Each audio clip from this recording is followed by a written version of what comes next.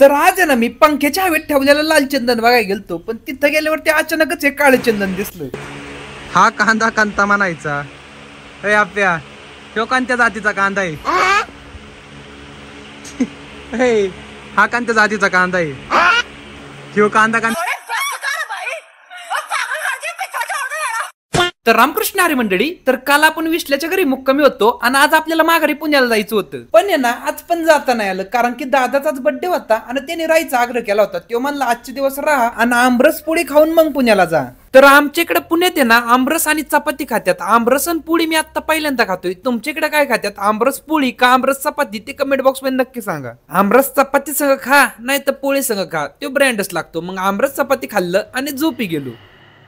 यंदा आहे ना सगळीकडे उन्हाळ्यातच पावसाळा सुरू झालाय, त्याच्यामुळे वातावरण पण एकदम पावसाळ्यागत झालंय. गावची सकाळ. गुड मॉर्निंग गाईस. तर आता आम्ही आलोय विश्ल्याच्या घरापासल्या डोंगरावरचं सौंदर्य बघायला. चष्मा घालून. झोप झाली का? काल पण झोपलोय 2ला, सकाळी उठलोय 12:30ला. आणि तरी असं वातावरणामुळे वाटतच नाही की सकाळचं 12:30 वाटलं तर असं वाटतं की 6-7 वाजलेत. क्वालिटी बसच. आणि त्यातल्या त्यात गावची सकाळ म्हणल्यावर स्वर्गच. मग त्याच स्वर्गातून नॅचरल ब्रश तोडून त्यांनी दात घासलं. कधी उगवला चंद्र तुझ्या माझ्या मनतो, स्वप्न पाखरांचा थवा विसावला ओंजळीत.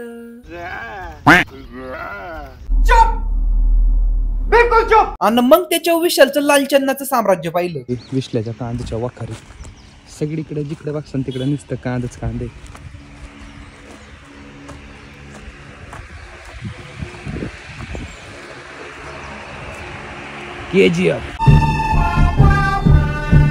कांद्याच्या वाखारीमध्ये त्यांनी असा पंखा कायमुळे लावला असेल रे, माहिती असेल तर कमेंट बॉक्स मध्ये नक्की सांगा.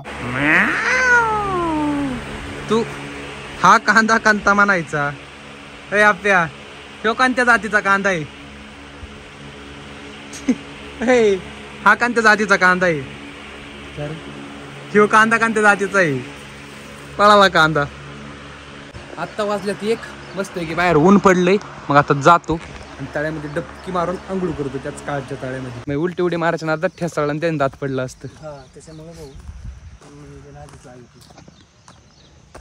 आता आम्ही मस्त तळ्यावर पोचलोय. आता जायचंय तळ्यात पोहायला. पाणी कमी झालं का रे कालच्या पेक्षा? त्याच्यावर मग आम्ही तळ्यात आंघोळ केली. तर आत्ताच आंघोळ बिंघोळ करून झाली. जेवलंय दामलाय आणि आपल्याला इथं आता डाळिंबात झाड दिसलंय. त्याला डाळिंब बघायचे आहे का? बघ बाबा बघ.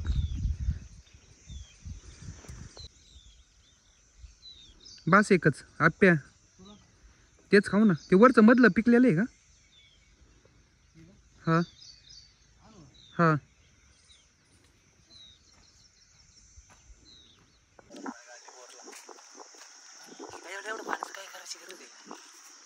आणि आम्ही माघारी येतपर्यंत विशालची आजी आमची जेवाय करता वाट बघत होती. आजीने ना एवढ्या आपुलकीने जेवायला घातलं की असं वाटलंच नाही की ही मित्राची आजी, असं वाटलं माझीच आजी. 3-4 वर्ष नाही नाही. कोणाकडे जमीन तुमची? इकडे गाठते 22 एकर. इकडे 12 एकर आहे. हा इकडे 3 एकर आहे. तिकडे 10 एकर आहे. 5 एकर आहे. रोडला येतो नाही ते धरून सांगितलं. सगळे अंदाज का? घेतली आमची माय पोरांनी. आता एक किती घेते पाऊस दिवाला येते नातू. लाज वाटते का? चांगलं तोंड चिरून टाका. एवढं पार मी मारायला लागले वावरण पाहिजे. तू वाटतं आणि मग तू कस काय म्हणतो? तोंडात कापून टाकीन म्हणले. वावर ऐकायचा विषय काढला की व्हायचं बी करीन. इंडायचं गाणं गाणं. पैसे कमवायचे. तू गप ना काय मग किती बिकरी झाली. कोणी त्यांना भावही देत नाही. जमीन ऐकल्या पैसा संपावला. आमच्याकडे बाजारला आहे जमिनीला. आमच्याकडे 13 लाख रुपये गुंठ्याने प्लॉटिंग चालू आहे. हा मग तेच म्हणून मग लोकांना हवं झाली पैशाची. नाही बाबा पैसे एकानी 3 कोटी रुपये भेटलं होतं. 1.5 कोटीचा बंगला बांधला. 50 लाखाची गाडी घेतली. संपलं पैसे. पैसे राहते नाही, जमीन पडून राहते. 2 दिवस झालं की 500 रुपयाला गाडी धुवायला नाही का? आई आपली आजी ती आली ना माझ्या नवऱ्यानं ओपली तर इतकी भांडायची मी. ते आम्हाला हा, वावर- पोरांना किती द्या. आवार होत आजी आपलं एकट्याला 50 एकर जमीन होती. हा म्हणती ना आता शिरमती आली तर लागली काही बोला. हा माणसाला गरिबी सारखंच राहावं. नाही आपलं तेच नावच नाही घ्यायचं. तवा लय हाल झाली बाई. नको मारणी म्हणणार. जाऊ दे, त्यानं केलं त्याच्यापेक्षा राहिलं. आपण चांगलं वागायचं, देव आपलं चांगलं करेल. देव फळ देतोय. मग आम्ही हे काम करायचं ना, काय काम करायचं ना बिड्याचं, पळून घेऊन जायचं. आम्ही काय खायचं? पैसे बिशे तंबाखूचं वावर होते गांधी. नाही रे बिड्या बांधायचो.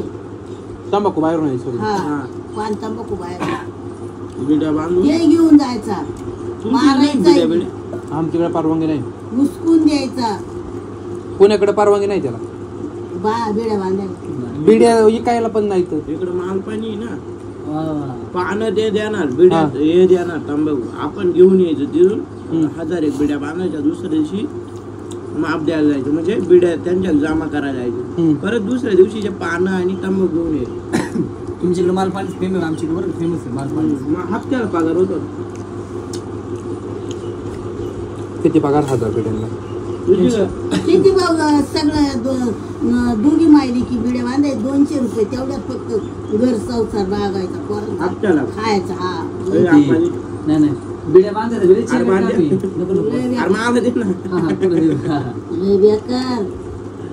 फार नको आहे. गोट दुखत असतं ना बिड्यांनी पण. बोटं नाही तुटती, ती पण पार बुडून बारीक बांधायला ती पान बी नाही तुटलं पाहिजे. सारखं बसायचं. कैची बिडी, कैची आहे ना, खांबाची बिडी. नाही बा एवढंच राहतं पान, म्हणजे कापायचं रे. बोलू दो का? नाही ना बात. अरे ये. थोडा बाद दे. नाही मी नाही खात बात. इंद्रायणी नको. इंद्रायणी भाकर येईन मग. झाले मग पाणी पुढे. पोटभर जेवा ना. हा जेवढं घेऊ. तर जेव्हा आहे ना मी पुण्यावरून संगमनेरला निघलो होतो तर असं वाटलं होतं कुठेतरी दुसरीकडे चाललोय. पण इथं आल्यावरती इथल्या लोकांनी एवढं प्रेम दिलं की असं वाटलंच नाही की मी कोणाच्या तरी दुसऱ्याच्या घरी राहतोय. आणि म्हणूनच संगमनेर आपलंसं वाटलं. पण आता मी संगमनेरचा पाहुणा आहे म्हणल्यावर मला माघारी पुण्याला जाणंच आहे. पण तुमच्यापैकी कोण संगमनेरचा असन तर कमेंट बॉक्स मध्ये आय लव्ह संगमनेर नक्की म्हणा. आणि जर पुण्याचे असन तर आय लव्ह पुणे म्हणा. नाहीतर तुमचा जो जिल्हा असन त्या जिल्ह्याचं नाव टाईप करा. तर 2 दिवस आराम इतका झालाय की आता टू व्हीलर वरती जाताना पण कंटाळा आलाय आणि एकदम झोपायला लागली. कारण की आराम तर झाला पण झोप नाही झाली. कारण की झोपायच्या नावाखाली आम्ही गप्पा मारत बसायचो. काल पण 3ला झोपलोय आणि सकाळी 7ला उठून लगेच तळ्यावर आंघोळ करून नाश्ता करून विशालची इथून लगेच इथं निघालोय घरी जायला. पण एक की घरी जायची ओढी म्हणून भारी वाटते. चला डायरेक्ट घरी गेल्यावरतीच भेटू.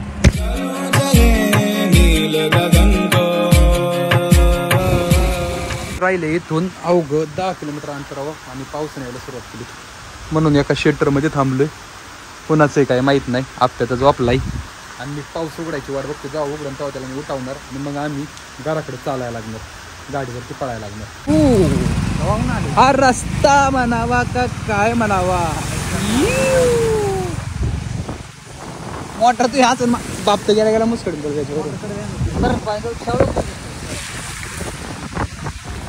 चलो. पाणीच पाणी नुसतंच पाणी. नुसतं 5 दिवस झाला आम्ही गावाबाहेर होतो आणि आता गावात आलो तर असं वाटते कुठेतरी महिना 2 महिने बाहेर होतो. गावात आलो महिना 2 महिने नाही असं वाटते वर्ष कुठेतरी बाहेर होतो ह्याच्यासाठी. कॉलेज बिलेज आता घरी चालतोय. इथंच थांबायचं, खायचं प्यायचं मग तुला पुढे जायचंय तिकडं. सकाळी 7:30ला. पुढे जेव्हा अफजल खानच्या हमल्यानंतर जेव्हा त्याला आवडत नाही काय यायला इकडे.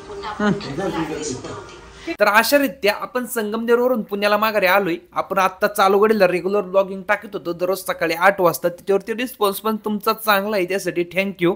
जर तुम्हाला वाटत असेल मी असंच ब्लॉग टाकावं तर काहीतरी चांगली कमेंट करा. कारण तुमच्या कमेंट बघून मला लय मोटिवेट होतं आणि मी रेग्युलर ब्लॉग टाकायला असं चालू करेन. रामकृष्ण हरी.